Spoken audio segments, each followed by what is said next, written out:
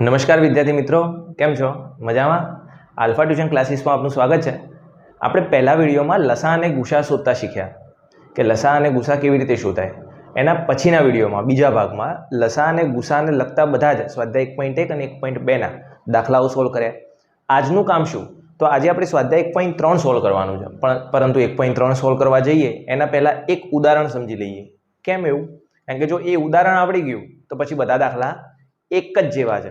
તો એટલે હું તમને એક ઉદાહરણ શીખવાડું છું અને એને લગતું એક બીજું ઉદાહરણ પણ એ અધૂરું હશે. શીખી લો. જો એટલું આવડી જાય છે તો તમારું સ્વાધ્યાય 1.3 સોલ્વ થઈ ગયું. એનો વિડીયો નહીં બને.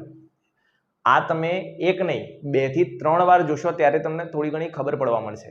એટલે તમારે આના માટે જોવું પણ પડશે અને એની સાથે સાથે પ્રેક્ટિસ પણ કરવી પડશે. ત્યારે આ તમારા મગજમાં થિયરી બેસશે. વાસ્તવમાં તમારી રકમ શું હશે અથવા પ્રશ્ન શું છે કે સાબિત કરો કે આપેલી સંખ્યા, અહીંયા ઉદાહરણ તરીકે વર્ગમૂળમાં 5 લઉં છું, એ અસમય સંખ્યા છે. હવે તમને અહીંયા કોઈ પણ સંખ્યા આપી શકે, x y z, વર્ગમૂળમાં 3, 11, 7, 13, 19, 23 કોઈ પણ આપી શકે, બરાબર? એનો કોઈ અર્થ નહીં. રીત બધા માટે કોમન છે. તો જો આ વર્ગમૂળમાં 5 જે સંખ્યા આપી છે તમને, એને મારે અસમય સંખ્યા સાબિત કરવી હોય તો એની મારી પાસે એક જ પદ્ધતિ છે. કઈ? હું કેલ્ક્યુલેટર લઈને બેસું અને એની જે વર્ગમૂળમાં 5 ગાડું અને જે જવાબ મળે એના ઉપરથી હું કહું કે આ આપેલી સંખ્યા અસમય છે. પરંતુ આપણી પાસે કેલ્ક્યુલેટર તો હશે નહીં. તો પછી આપણે એવી રીતે આને ગણીએ કે પછી એની કોઈ ધારણા કરી દઈએ આપણે કે આપેલી સંખ્યા એ સમય છે અને સાબિત કરતા છેક આવીએ એન્ડ સુધી અને કહીએ કે ના યાર, સમય સંખ્યા તો નથી. તો સમય નહીં હોય તો અસમય હશે, એમ કંઈ છૂટા થઈ જઈશું, બરાબર? તો આમાં આપણે વિરોધાભાસી કામ કરવાનું છે. વિરોધાભાસી એટલે જે આપ્યું છે એનું ઉલટું. જે તમે કરો જ છો. તમને કીધું હોય કે તમારે વાંચવા બેસવાનું છે, રમવા નથી જવાનું, તો તમે શું કરો છો? પહેલું રમવાનું પછી વાંચવાનું, બરાબર? એટલે આ આપણા મગજમાં પહેલેથી જ થિયરી જે કે એનાથી ઉલટું કરો. એટલે આપણા માટે કંઈ નવું નથી, પરંતુ સાબિત કરવાનું આવશે એટલે ઘણું બધું નવું છે. ચલો ધારવાની શરૂઆત કરીએ છીએ કે ધારો કે વર્ગમૂળમાં 5 એ સમય સંખ્યા છે. કેવી છે? સમય, બરાબર? અસમયની જગ્યાએ મેં શું ધાર્યું? એને સમય સંખ્યા ધારી દીધી. હવે જો સમજ અહીંથી કે એવી બે અવિભાજ્ય સંખ્યાઓ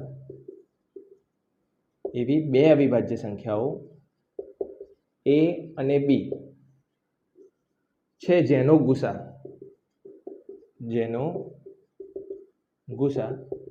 1 મળે, બરાબર? મેં બે સંખ્યાઓ એવી ધારી a અને b,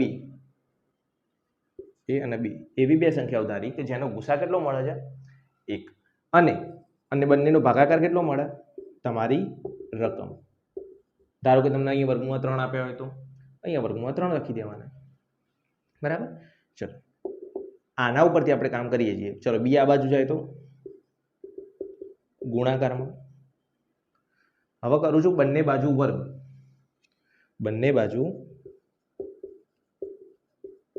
લેતા. કેમ? કારણ કે વર્ગમૂળ મને નડે છે, વર્ગમૂળને દૂર કરવા માટે. ચલો આ બાજુ વર્ગ કરું તો a નો વર્ગ થયો અને આ બાજુ વર્ગ કરું તો 5b નો વર્ગ થયો. ચલો આનો જવાબ અહીંયા સાઈડમાં લખી દઉં છું કારણ કે જગ્યા નથી આપણી પાસે. જોઈ લે, a નો વર્ગ તો a નો વર્ગ જ અને વર્ગમૂળમાં 5 નો વર્ગ 5 અને b નો. એક કામ કરું, નીચે જ લખી દઉં, નહીં? જે થવું હોય થાય. પછી a² બરાબર 5b². હવે આની ઉપરથી તને શું ખબર પડી ગઈ? માની લે b ની જગ્યાએ 10 હોત તો 5 ગુણ્યા 10 નો વર્ગ લખત તું. ધારો કે b ની જગ્યાએ 25 હોત તો તું શું લખત? a બરાબર 5 ગુણ્યા 25 નો વર્ગ. ધારો કે b ની જગ્યાએ 13 હોત તો 5 ગુણ્યા 13 નો વર્ગ. ટૂંકમાં જો તું a² ના ગમે તેટલા ભાગ પાડ, 5 તો આવવાના જ. એનો મતલબ શું થયો? અહીંયા લખું છું કે a² એ 5 વડે વિભાજ્ય છે, ભાગી શકાય. બીજી રીતે કહેવું હોય તો 5 એ a² નો અવયવ છે. a² ના ભાગ કરશો તેની અંદર 5 તો આવવાના જ. ચલો બીજી રીતે વિચારજે. મારે ચલો આમાંથી નહીં, આમાંથી જોઈ લે.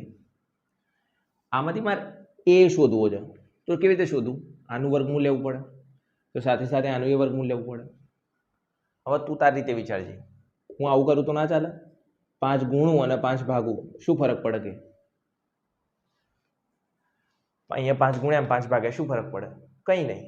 ચલો 5 ગુણ્યા 5 એટલે 5 બહાર નીકળી ગયા, ભાગ્યા 10નો વર્ગ ભાગ્યા 5. ચાલે? અહીંયા 10નો વર્ગ હતો, એની જગ્યાએ હું શું લખી દઉં છું? b નો વર્ગ ભાગ્યા 5. બીજી કોઈ સંખ્યા હશે, ટૂંકમાં a સ્ક્વેર એ 5 વડે વિભાજ્ય હોય તો એ પણ 5 વડે વિભાજ્ય હોય જ, બરાબર? લખી શકાય. તેથી એ પણ 5 વડે વિભાજ્ય થાય. ચલો આટલી ખબર પડે તો આગળ વધીએ. શું કીધું? એવી બે સંખ્યાઓ ધારી a અને b કે જેનો ગુસા 1 મળે છે. હું છેલ્લે આ જ સાબિત કરવાનું છું કે આનો ગુસા મને 1 મળતો નથી, બરાબર?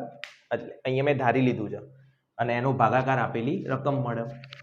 5 ભાગાકાર, b ભાગાકારમાં તો ગુણાકારમાં ગયો, વર્ગ કર્યો અને પછી મને આ મળ્યું. આના ઉપરથી મેં શું કીધું? a સ્ક્વેર એ 5 વડે વિભાજ્ય છે, તેથી એ પણ 5 વડે વિભાજ્ય થાય, બરાબર? ચલો થોડા આગળ વધીએ છીએ. હું તમને અહીંયા એવું કહું તો તમે સમજી શકો છો કે a સ્ક્વેર બરાબર 5 ગુણ્યા 10નો વર્ગ હતો, એટલે b સ્ક્વેર બરાબર b શું હતું? 10 હતા, બરાબર ને? પણ જ્યારે મેં a કર્યો ત્યારે મને 5 વર્ગમાં b સ્ક્વેર ભાગ્યા 5 મળ્યા, ત્યારે મને અહીંયા 10નો વર્ગ ભાગ્યા 5 મળ્યા. આ બંનેનો ભાગાકાર કરીને વર્ગ લઉં તો મને આ b અને આ b સમાન મળવાના. ધારો કે આનો ભાગાકાર કરું છું તો મને કેટલો મળવાનો? 20 મળવાનો, બરાબર? 20 કોનો વર્ગ? તો અંદાજિત, ચલો સમજવા માટે સમજવા માટે હું લખું છું 4.5નો વર્ગ. સમજવા માટે જે સાચું નથી. તો મને અહીંયા બી જે 10 હતો અહીંયા બી મળ્યો નહીં મળતો, બરાબર ને? તો અહીંયા હું કોઈ બીજી રકમ પણ લખી શકું છું, જરૂરી નથી કે બી જ હોવો જોઈએ. તો એને આવી રીતે ના લખી શકું. આને સમીકરણ 1 કહી દઉં. આને આવી રીતે ના લખી શકાય કે એ 5 વડે વિભાજ્ય છે. બી હોય એવું જરૂરી નથી, કોઈ બીજી સંખ્યા પણ હોઈ શકે, બીજી કોઈ પણ સંખ્યા હોઈ શકે, બરાબર? તો એ બરાબર 5c લખી શકાય. ચલો આમાં પણ બંને બાજુ વર્ગ લેજે. તો a સ્ક્વેર બરાબર 5c સ્ક્વેર. ચલો a સ્ક્વેર બરાબર 5c સ્ક્વેર એટલે શું લખાય? 25c સ્ક્વેર લખાય ને? 5નો વર્ગ 25 અને c સ્ક્વેર. ચલો a સ્ક્વેરની જગ્યાએ તું શું લખીએ કે જો 5b નો વર્ગ. a સ્ક્વેરની જગ્યાએ શું લખીએ કે તું 5b નો વર્ગ. ક્યાંથી લાયા? સમીકરણ 1 માંથી. દેખાય છે ને તમને? a સ્ક્વેરની બરાબર શું હોય? 5b square. એટલે એ લખી દીધું છે. ચાલો જો અહીંથી 5 ભાગાકારમાં જવા દઉં, 25c સ્ક્વેર ભાગ્યા 5, તો અહીંયા વધશે કેટલા? 5 જ. તો b સ્ક્વેર બરાબર શું મળ્યું તને? 5c square. આનું સમીકરણ 2 કહું. ખબર પડી શું કર્યું? માની લે કે મેં અહીંયા 5નો વર્ગ 25 ના કર્યો હોત અને મેં અહીંયા 5 ગુણ્યા 5 જ રાખ્યા હોત તો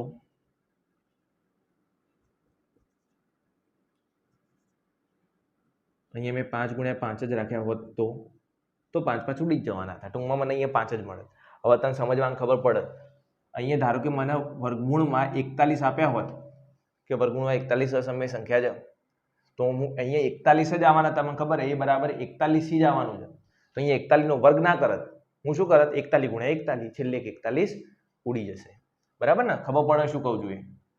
એટલે તમે ગુણાકાર ના કરો તો પણ ચાલે. આના ઉપરથી શું કહેવાય? આના જેવું જ મળ્યું કંઈક. a સ્ક્વેર બરાબર 5b સ્ક્વેર. તો તે શું કીધું? a સ્ક્વેર એ 5 વડે વિભાજ્ય. તો અહીંયા ના કહેવાય કે b સ્ક્વેર એ 5 વડે વિભાજ્ય છે, તેથી b પણ 5 વડે વિભાજ્ય હોય. હોય કે ના હોય? હોય જ ઓબ્વિયસલી. તો જો તને ખબર પડે તો સમીકરણ 1 અને 2 પરથી a અને b બંને 5 વડે વિભાજ્ય છે, દેખાય ને તને? તો એ પણ 5 વડે વિભાજ્ય છે, બી પણ 5 વડે વિભાજ્ય, એટલે આવું થયું. એ નો જવાબ કરું તો 5 ગુણ્યા કોઈ સંખ્યા મળે છે, બી કરું તો 5 ગુણ્યા કોઈ સંખ્યા મળે છે. તો આનો ગુસા લઉં તો મને શું મળે કે મિનિમમ 5 તો મળવાના જ. બીજી સંખ્યા મળે ના મળે એ દૂરની વાત છે, પણ 5 તો મળશે જ. તો અર્થ શું થયો કે તેથી એ અને બી નો ગુસા કેટલો મળે કે 5 મળે. 5 કેમ મળે? કારણ કે બંનેમાં 5 એ સામાન્ય અવયવ મળ્યો છે તને. એ અને બી બંને 5 વડે વિભાજ્ય છે એટલે ગુસા 5 મળ્યો તને. અંડરલાઈન કરજે, બરાબર? તો પછી કહીશું તું શું કહી તું કે ત્યાં તો કેટલો ધારે તો ગુસા 1. તેથી આપણી ધારણા શું કહેવાય? તેથી આપણી ધારણા કેવી પડી? હળાહળ ખોટી પડી. તેથી વર્ગમૂળમાં 5 એ તે સમયધારી હતી, તો શું હશે કે અસમય સંખ્યા છે, અથવા હોય જે લખાય. હવે માની લે કે અહીંયા તને વર્ગમૂળમાં 5 ની જગ્યાએ વર્ગમૂળમાં 3 આપ્યું હોત, તો તું શું ધારત કે વર્ગમૂળમાં 3 એ સમય સંખ્યા છે. એ અને બી એવી બે સંખ્યાઓ છે, ગુસા એનો 1 મળે. એ ભાગ્યા બી એ વર્ગમૂળમાં 3 મળે. અહીંયા વર્ગમૂળમાં 3 હોત, બંને બાજુ તું વર્ગ કરત તો અહીંયા વર્ગમૂળમાં 3 હોત, અને વર્ગમૂળમાં 3 નો વર્ગ 3 થાત. તેથી એ સ્ક્વેર એ 3 વડે વિભાજ્ય હોત અને એ પણ 3 વડે વિભાજ્ય હોત. તેથી એ બરાબર 3c મળત. એ સ્ક્વેર બરાબર 3c નો વર્ગ મળત. તો એ સ્ક્વેર બરાબર 3 ગુણ્યા 3 મળત બધામાં. અને અહીંયા શું થઈ જત? 3 મળત. બધે 3 જ કરી દેવાના છે. તેથી બી સ્ક્વેર પણ 3 વડે વિભાજ્ય હોય અને બી પણ 3 વડે વિભાજ્ય હોય. એ અને બી બંને 3 વડે વિભાજ્ય છે, તેથી ગુસા 3 મળે, 3 મળે. તેથી આપણી ધારણા ખોટી પડી અને વર્ગમૂળમાં 3 એ અસમય સંખ્યા છે. ખબર પડે? બધું આ રીતે કામ કરવાનું છે તારે. સેમ કન્ડિશન બધું એનું એ જ લખવાનું છે, પણ પહેલું મને આવડવું જોઈએ, બરાબર? હવે મેં લખી દીધું છે, તને યોગ્ય લાગે તો આ સ્ક્રીનશોટ પાડી લે અને એનાથી આગળ થોડુંક પાછું જતો રહે અને ત્યાંથી સ્ક્રીનશોટ પાડી લે, બરાબર? હવે માની લે તને આવી રકમ નહીં આપી, જવા દઉં છું, રકમ તને આવી આપી છે એટલે તારો 1.3 સ્વાધ્યાય પૂરો થઈ ગયો. આવું થાય. રકમ તને હવે આવી આપી છે, લ્યો શું કરવાનું? 6 વત્તા વર્ગમૂળમાં 3 એ અસમય સંખ્યા છે, સાબિત કરો. તો તું પહેલું તો જે લખ્યું હતું એનું એ લખી જ દેવાનું છે કે ધારો કે 6 વત્તા વર્ગમૂળમાં 3 એ સમય સંખ્યા છે, એને બદલવાનું નથી. અહીં એવી બે અવિભાજ્ય સંખ્યાઓ